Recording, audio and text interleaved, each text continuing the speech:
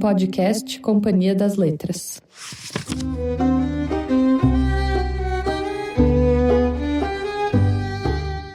Três anos antes de morrer, a escritora dinamarquesa Tove Ditlevsen já tinha escrito o próprio obituário e escolheu falar de si na terceira pessoa. Antes de sua morte prematura, Tove Ditlevsen foi capaz de escrever mais de uma série de livros, dos quais os mais importantes são suas memórias. Esse obituário, lido aqui pela atriz Maeve Jenkins, aparece em um artigo do jornal New York Times sobre a Tove. E faz sentido que ela destaque as próprias memórias como centro do seu trabalho. Publicadas em 3 partes no fim dos anos 60, elas ficaram conhecidas depois como um único livro, Trilogia de Copenhagen, obra que consagrou Tove. Aqui no Brasil, a trilogia saiu pela Companhia das Letras em 2023, traduzida do dinamarquês pela Eloise Jan e Christian Liga Rubo. No mesmo obituário, Tove fala das consequências da sinceridade com que escreveu. Com uma franqueza implacável, ela fala sobre os homens com quem, graças à generosidade do seu coração, dividiu a mesa e a cama. Infelizmente, seus contemporâneos não apreciaram essa sinceridade, o que acabou fazendo com que nenhum homem ousasse conversar com ela na rua, com medo de aparecer no seu próximo livro. Tove morreu nos anos 70, conhecida principalmente na Dinamarca. Só décadas depois ganhou leitores fora do seu país. Em 2021, Trilogia de Copenhagen entrou na lista dos 10 melhores livros do ano do New York Times. Sei que cada pessoa tem sua verdade, assim como toda criança tem sua infância. A verdade de minha mãe é completamente diferente da verdade de meu pai, mas isso é tão evidente quanto o fato de ele ter olhos castanhos enquanto os dela são azuis. Por sorte, as coisas estão organizadas de modo a que cada um possa guardar silêncio sobre as próprias verdades do coração. Só que os fatos cruéis, cinzentos, estão registrados nos protocolos da escola e na história do mundo, e na lei e nos livros da igreja. Esse trecho é da Trilogia de Copenhagen. Tove escreve de modo direto e preciso, narra o que viveu e o que sentiu com uma franqueza que hoje a aproxima do que a gente chama de escrita confessional. O livro da Tove me deixou muito chocada. Essa é a Simone Azé, autora de Dakota Blues, romance que eu editei aqui na Companhia das Letras em 2025. A escrita da Simone conversa bem com a das outras autoras desse episódio, por isso a gente convidou ela para comentar aqui. E é um livro engraçado, eu não preciso voltar para a Tove para reler, porque ele se finca dentro de mim, ele fincou dentro de mim, sabe? Com essa densidade toda dele, né? Então ele cria um fundo dentro da gente. E essas paisagens internas dela. Tove mergulha fundo nas próprias memórias e dá à vida tratamento literário. Ao revelar o que muitas vezes fica escondido na experiência das mulheres, ela abre caminho para que a gente olhe para as nossas próprias histórias. Uma autora intensa, assim como Montserrat Roig, grande escritora catalã de quem a gente vai falar hoje também. Esse é o último episódio da série As Narradoras. Se você ainda não ouviu os anteriores, eu te convido a escutar, não precisa ser na ordem.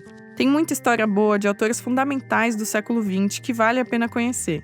Ou reler, porque elas já são clássicas, como Hilda Ilst, Carolina Maria de Jesus, Alba de Céspedes, Toni Morrison ou Natalia Ginzburg. Então vamos lá. Eu sou Stephanie Rock e essa é a Rádio Companhia, o podcast que respeita a sua inteligência e alimenta o seu amor pelos livros. Episódio 7. Águas Profundas.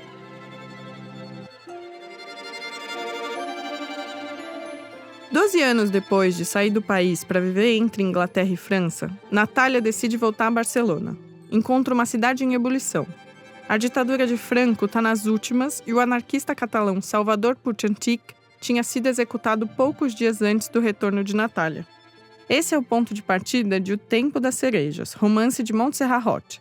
Traduzido do catalão por BRGB e Meritxell Hernando Marçal, ele foi publicado pela primeira vez em português pela Companhia das Letras em 2025.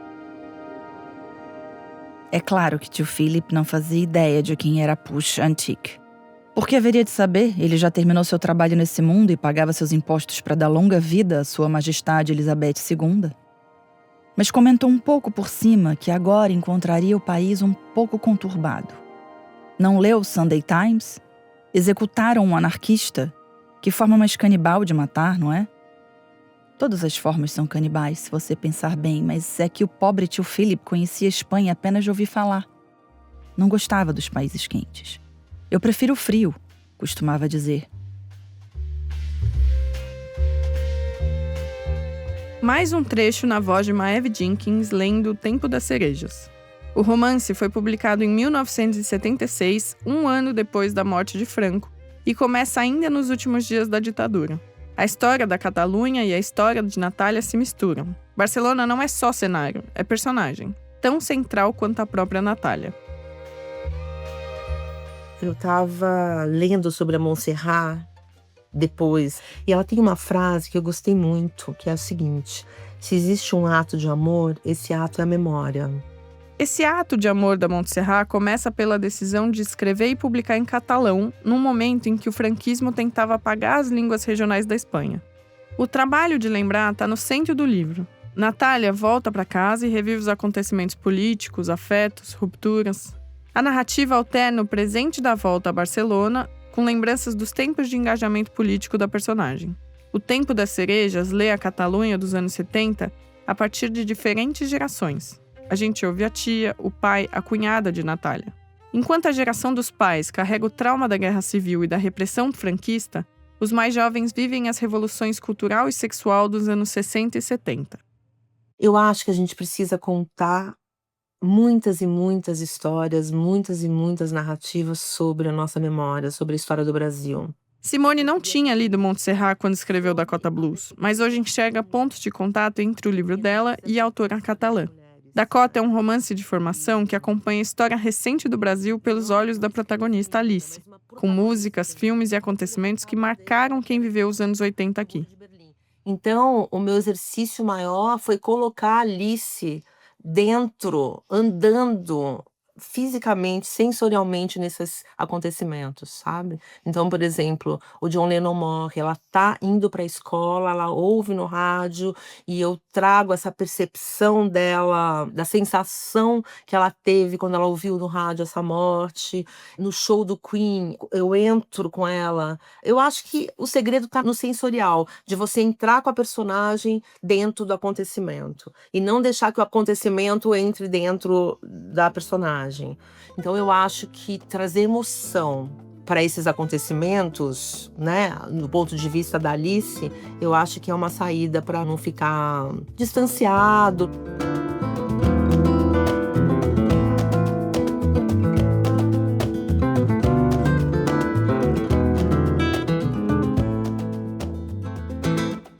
Montserrat nasceu em Barcelona em 1946 em uma família grande e politizada. Ela quis ser atriz, estudou filosofia e letras, participou do movimento estudantil e viveu de perto o final do franquismo.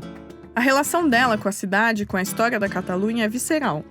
Além dos romances e contos, Montserrat trabalhou como jornalista, tanto na imprensa como na televisão. Què significa realment per un artista, per un escriptor, per un músic, per qualsevol tipus de persona vinculada al món de la creació artística, la llibertat d'expressió? Esse é um trecho de um dos programas de entrevista que ela apresentava na TV, sempre em catalão.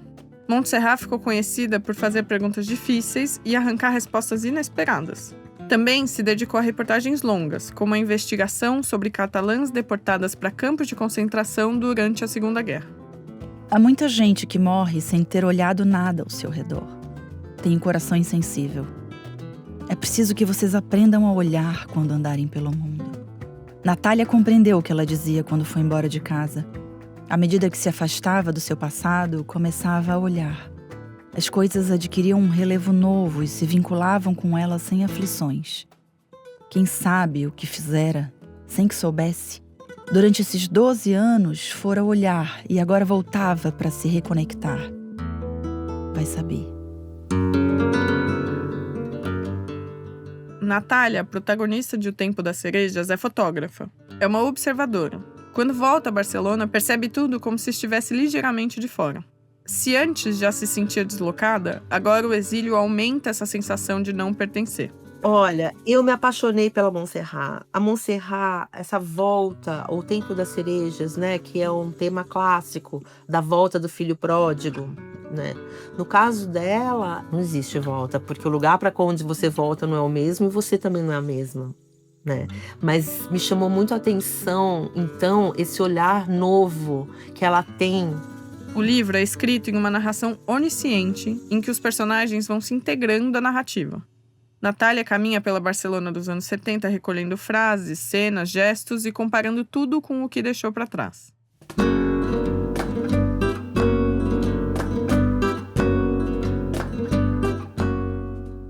Natália, quando ia visitar sua madrinha, se entediava muito. Patrícia sempre se fazia de vítima. Caminhava como uma sombra, nunca opinava, vivia reclusa em um pequeno mundo feito de lágrimas e penas. E agora a encontrava com o cabelo tingido, as unhas pintadas e falando pelos cotovelos. Tia Patrícia mudara. Quando acabaram de tomar café da manhã, tia Patrícia se levantou e abriu uma gaveta do aparador. Ali de dentro, pegou uma tabaqueira de couro e tirou um cigarro. Aceita? Disse para Natália, toda satisfeita de ver que a outra se surpreendia. O Tempo das Cerejas é um romance sobre o retorno e sobre a estranheza de voltar. Natália olha para a cidade como se fosse estrangeira e a cidade também passa a vê-la como alguém de fora. Quem essa menina acha que é? Ficou tanto tempo no estrangeiro, sozinha e meio perdida, em vez de estar em casa para fechar os olhos de sua mãe, que Deus a tenha na glória. Mas não conseguiu aguentar muito tempo sem sair para o corredor e bisbilhotar. Então, enxagou as mãos enrugadas de água sanitária e as secou em seu próprio avental. Pela fresta da porta da cozinha, entreviu a silhueta de Natália de costas. Ora essa, não tinha mudado nada, pensava. Veste-se como uma cigana, disse a si mesma. E Encarna ainda demorou um pouco para aparecer, até que o fez toda digna, empinando o peito e fazendo pose de brava. Encarna, Patrícia gritava. Mas não viu quem chegou? Quando Encarna viu Natália de frente, pensou que tinha uma aparência jovem. Mas não o rosto, rachado e com ruguinhas, sobretudo no sulco, sob os olhos, a palidez dos miralpês e na comissura dos lábios. Envelheceu. A partir desse jogo entre quem ficou e quem foi embora, Montserrat reconta a vida na Catalunha do século XX pelas mulheres de uma mesma família. Natália fugiu de casa em busca de outra vida. Ao voltar, os contrastes com as demais mulheres, como Silvia, a cunhada, presa a um casamento conturbado, ficam mais evidentes. O Tempo das Cerejas é também um livro sobre mulheres em busca de liberdade, na política, no amor, no trabalho e também na forma como contam a própria história. A gente perguntou para a psicanalista e escritora Vera Conelli sobre o que muda quando as mulheres passam a narrar a própria vida. A história foi toda contada a partir da perspectiva dos homens. E quando as mulheres tomam a frente e se tornam as protagonistas, as autoras da sua própria história, seja história com H ou história pessoal, a gente dá um passo enorme no sentido de tirá-las do lugar de subalternidade. Vera é autora de Análise, lançado em 2025 pela Zahar. Um ensaio em que ela mistura a própria trajetória e a experiência clínica. Ter uma mulher narradora significa uma perspectiva feminina com a qual outras mulheres podem se identificar. Porque, embora cada uma escreva de uma forma única, né, não exista a escrita feminina, existem as experiências às quais só as mulheres estão submetidas. E, nesse lugar, a troca é fundamental. Além disso, a gente tem uma questão que as mulheres são as maiores leitoras que a gente tem hoje. Então, este grupo de escritoras e de leitoras cria uma rede de relações que é fundamental para a gente repensar o lugar da mulher na sociedade. Montserrat morreu em 1991, aos 45 anos, em razão de um câncer de mama agressivo. Na época, já era uma figura central na cultura catalã, premiada, lida, muito presente na imprensa. E deixou uma ausência sentida, tanto pelo que escreveu, como pelo que ainda poderia ter escrito. Então, uma protagonista mulher é muito bem-vinda. Novas narrativas sobre essa memória do país, esse lugar. Porque isso, né, como diz a Montserrat, é um ato de amor.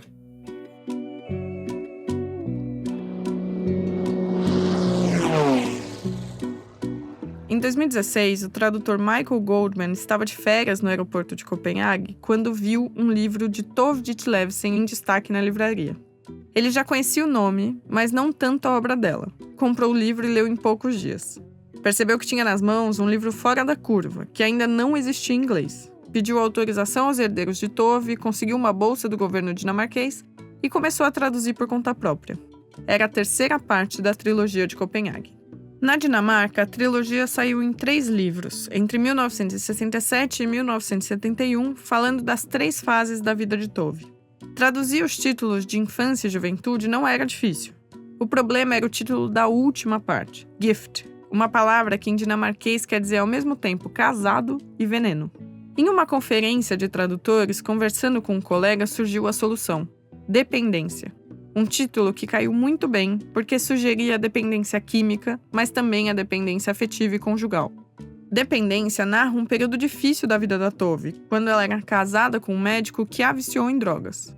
É também um livro em que ela reflete sobre o que significa depender de algo ou de alguém. Michael ainda levou 2 anos até vender a tradução. No fim de 2018, a Penguin se interessou e em 2019 publicou a trilogia em inglês. A partir daí, vieram traduções em vários países e o reconhecimento internacional de Tove. E se eu lhe contasse a verdade? Se eu lhe contasse que era pelo líquido transparente de uma seringa que eu estava apaixonada e não pelo dono da tal seringa? Mas não lhe contei. Jamais contei a ninguém. Era como na minha infância. Doces segredos se arruinavam se contados aos adultos. Aí virei para o lado e dormi. A trilogia começa com a narradora aos 6 anos em um bairro operário de Copenhague nos anos 1920. O conjunto de prédios onde a família mora funciona como um microcosmo.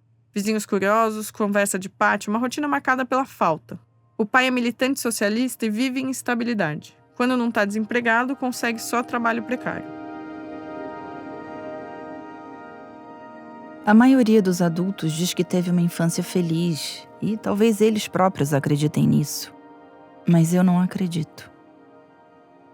Acredito que essas pessoas simplesmente tiveram a sorte de esquecê-la. A relação com a mãe é ainda mais tensa. Tove tenta decifrar o humor imprevisível dela e momentos de alegria entre as duas são raros. Em uma cena importante, a mãe é repreendida na escola porque a filha já sabe ler e escrever no primeiro dia de aula. A diretora acha cedo demais. Minha mãe se afasta um pouco de mim e diz baixinho: ela aprendeu sozinha, a culpa não é nossa. Ergo os olhos para ela e percebo várias coisas ao mesmo tempo. Ela é menor que outras mulheres adultas, mais jovem que outras mães, e fora de nossa rua há um mundo que ela teme. E quando ela e eu tememos esse mundo juntas, ela me ataca pelas costas. Enquanto estamos as duas na frente da bruxa, percebo também que as mãos da minha mãe cheiram a detergente. Tove escreve sobre depressão, internações, casamento abusivo e infância difícil com ironia e lucidez. Mesmo nas cenas mais pesadas, ela encontra um modo de rir de si mesma. Trilogia de Copenhagen também registra o tempo histórico.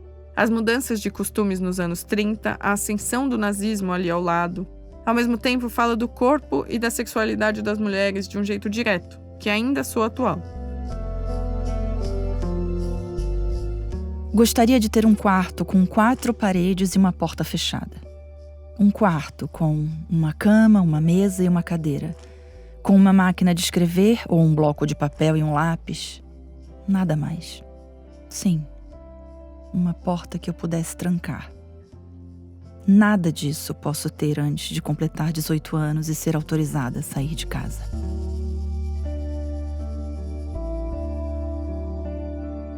Essa passagem lembra imediatamente Um Quarto Todo Seu, de Virginia Woolf, que em 1929 publicou que uma mulher precisa de dinheiro e de um quarto só seu para conseguir escrever. Nas décadas seguintes, Tove desejava basicamente as mesmas condições. Na família, esse desejo por escrever era visto quase como um vício. Gostei principalmente dessa entrega dela para a escrita, né? Que a única coisa que faz com que ela pertença é a escrita. Quando ela tá no momento de mais auge da toxicodependência dela, a única coisa que salva ela, que ela deixa de se picar, de tomar as injeções, é quando ela tá escrevendo um livro. Nada era mais importante para Tove do que escrever. E nisso, apesar de todas as dificuldades, ela foi muito bem-sucedida. Aos 25 anos já era uma autora conhecida na Dinamarca e conseguia viver da sua própria obra. Quando termina o livro, ali, aí ela volta pra droga, de uma maneira muito forte. Então eu acho assim, essa coisa da escrita ser um lugar de refúgio, o único lugar que ela é ela mesma.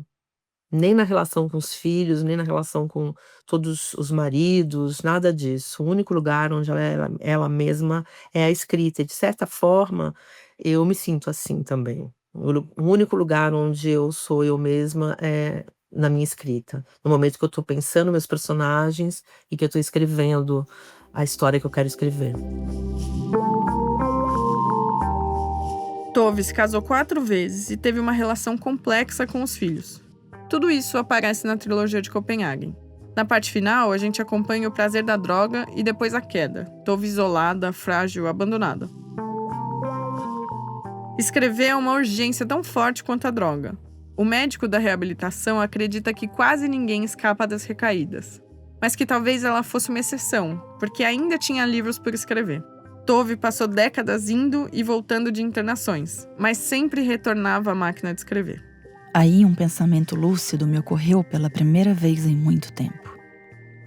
Se as coisas desandarem completamente, pensei, vou ligar para Gert Johansson e lhe contar tudo.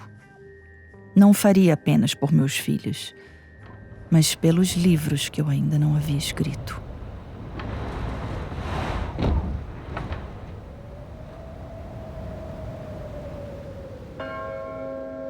Em 1976, Tove se matou.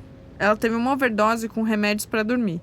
Em vida, publicou quase 30 livros, entre poemas, romances, contos, livros infantis e ensaios. Tanto Tove como Montserrat tiveram vidas curtas, mas intensas. Imaginaram possibilidades novas para as mulheres. E deixaram obras literárias que continuam puxando a gente para as águas profundas da vida.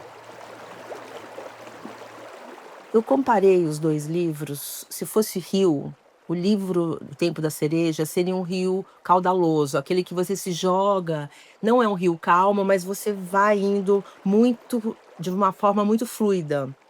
Então, é uma escrita fluida, ela apresenta muitos personagens, é um narrador onisciente que vai passando de um personagem para outro com muita desenvoltura. Em relação a Tove, usando a mesma analogia do rio, é um mergulho numa água turva. Uma água que você não sabe, não é aquela água límpida que tem um monte de peixinhos que você se distrai, não.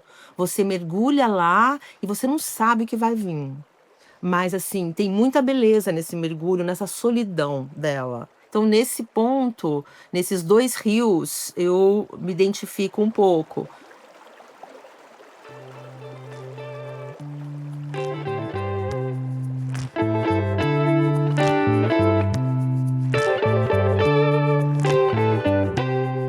Essa foi a série especial As Narradoras. Ao longo de 7 episódios, a gente contou histórias de grandes autoras do Brasil e de outros lugares do mundo.